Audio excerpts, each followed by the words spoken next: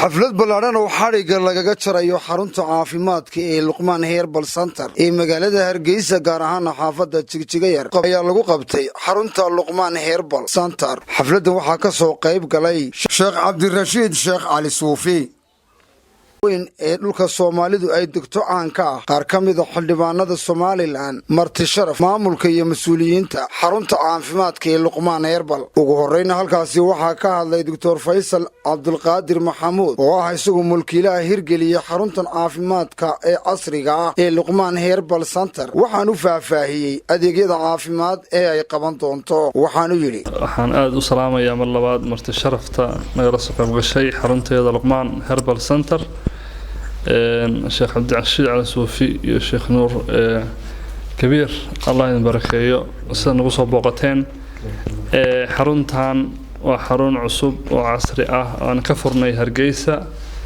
وقيب هربل دوين كهربل كأ سيدا قيب دويتان لا يضحي يصونها أما استيم كقول قليل لا يساكنه وحرون كلينيكا وقال عافماد وإلهي دتك عافماد إلهي باهية أنا ددالكم بنحينا يدوين كوالة لينا كنا كود داليني إن شاء الله تعالى ما ربنا إلهي ذكيس وجاردنا لكن هذا تان حرون تدوه رأسه عبد الرشيد شيخ علي صوفي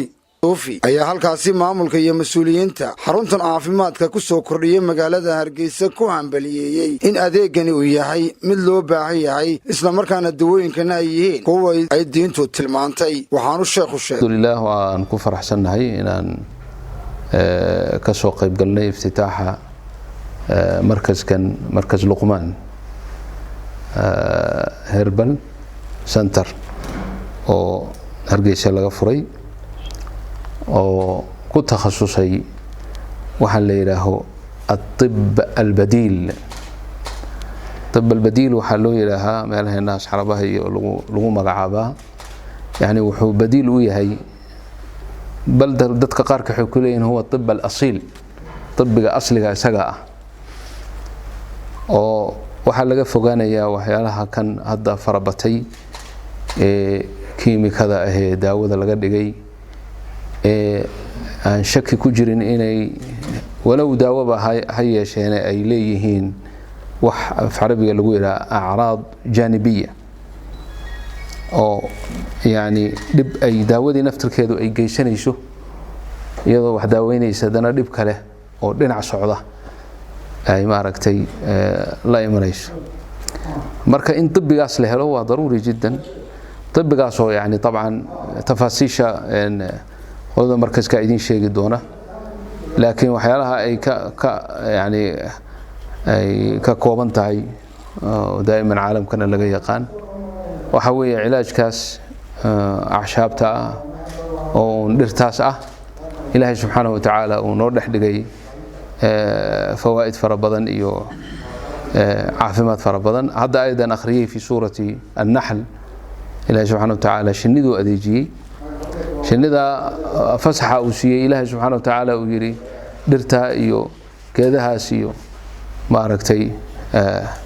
كلي عن نتيجة دي وحي نقطي يخرج من بطونها شراب مختلف ألوانه فيه شفاء للناس. qaar ka mid ah xildhibaanadii halkaasi ka hadlay ayaa iyaguna halkaasi si weyn u soo dhaweeyay xaruntan caafimaadka ee Luqmaan Herbal. waxaana yiraahdeen dawo waxayna dishay kiimika ah oo fara badan. Herbal den mar hadii la yiri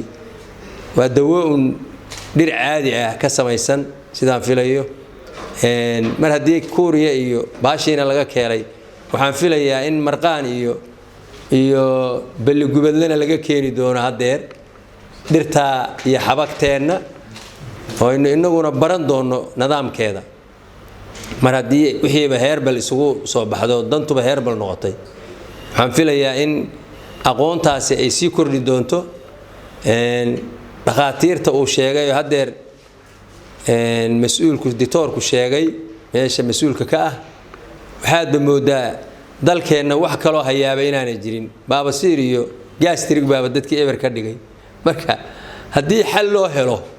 oo dawo fudud oo dhow loo helay ma sha Allah waaye ducayna meeladan cusub Luqmaan Herbal Center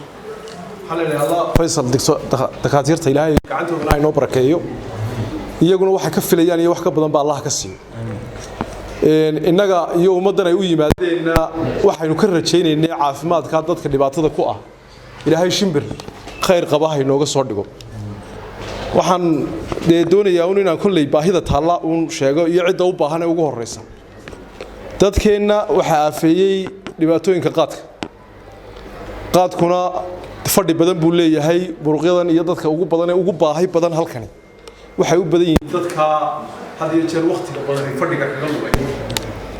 ama xanuunada badan la nool sida dhiikarka macaanka kastrolka waxyaabo badan oo ayaan filayaa inay halkani u naqonayso marka gebagabadiina waxaa halkaasi xadhigga laga jaray xarunta caafimaadka ee Luqmaan Herbal ay ku yeelan doonto magaalada Hargeysa gaar ahaan xaafadda Jigjiga yar taasoo baahi weyn ay bulshadu u qabtay. Cumar Awali iyo Maxamed Abiib, Bulsha TV, Hargeysa.